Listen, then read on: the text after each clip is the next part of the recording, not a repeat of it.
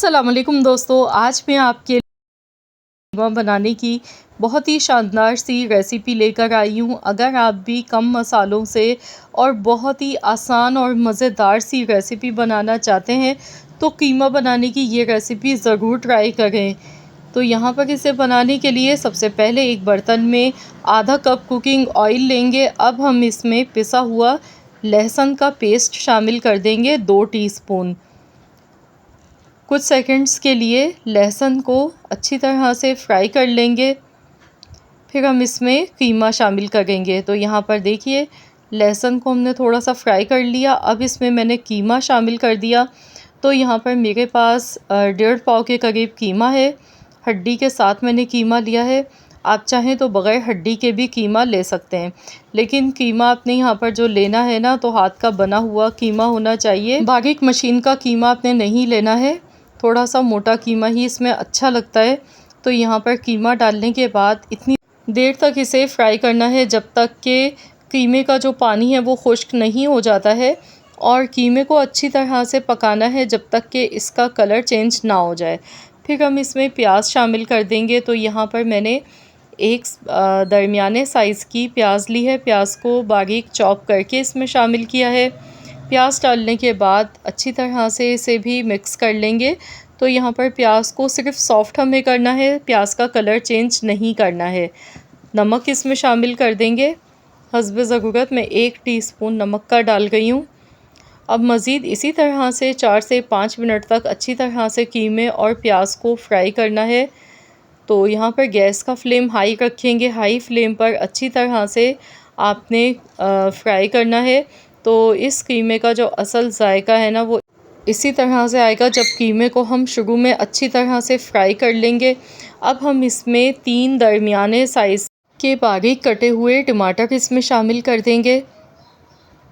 अब इसे अच्छी तरह से मिक्स करेंगे। टमाटर के जो जूसेस हैं ना, उसी में ही कीमा हमारा बेहतरीन सा गल के तैयार होगा।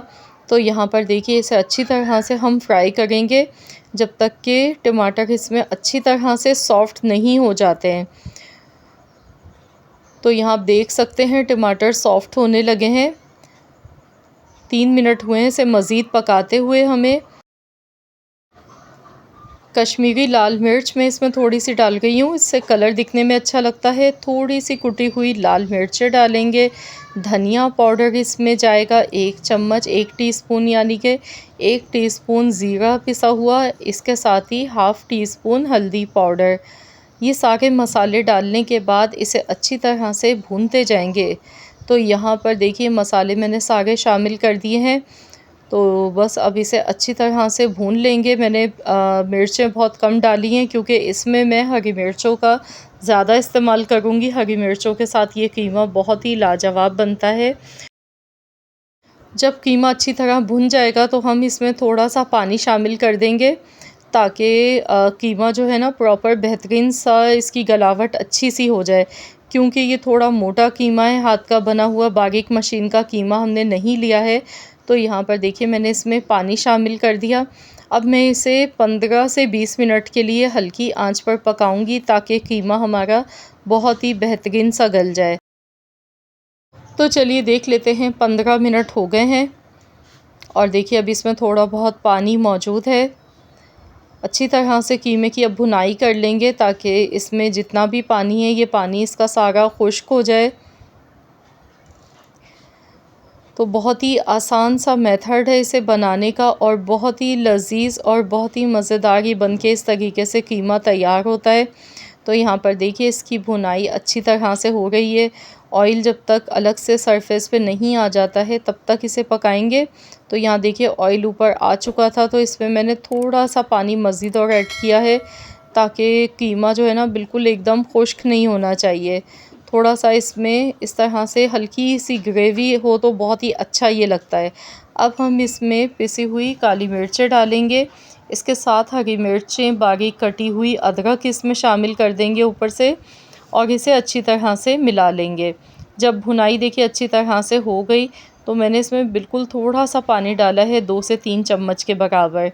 और देखिए बहुत ही डिलीशियस और बहुत ही मज़ेदार सा ये हमारा कीमा फ्राई बनके तैयार हो चुका है। तो आप इसे गर्मा गर्म चपाती के साथ खाएं या पूरी पराठों के साथ खाएं।